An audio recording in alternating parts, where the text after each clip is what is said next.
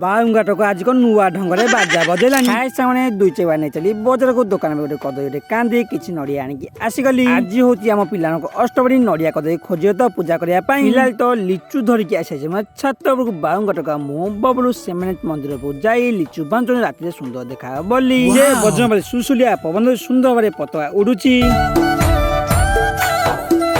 एतिक सबू पनीपरिया आसी काली भोजी हम बोली तो गाँ पिलाने भजन कीर्तन करी कस बुड़िया बाहर नई को बाण फुटाई सबू लोक मैंने खाली पादे चल चल जाउछंती किछि समय पर नई कूड़े पहुंची गाँ पिलाने 5-7 बुड मारी विधि अनुसार ब्राह्मण नना पूजा पाठ करछंती एवं एठी बाउंगा टका खो को कांधरे पकाई बाजा बजाउछि गोटे घंटा लागिला पूजा पाठ सरीला कस बुड़ा भी हेगला एवं ठाकुर पाखरे बसी लोक माने राति सारा भजन कीर्तन करिवे फिलहाल तो टाइम मिले राति गोटे पिला आसी शोले मुझे घर से ब्लॉग भल ससा बाय।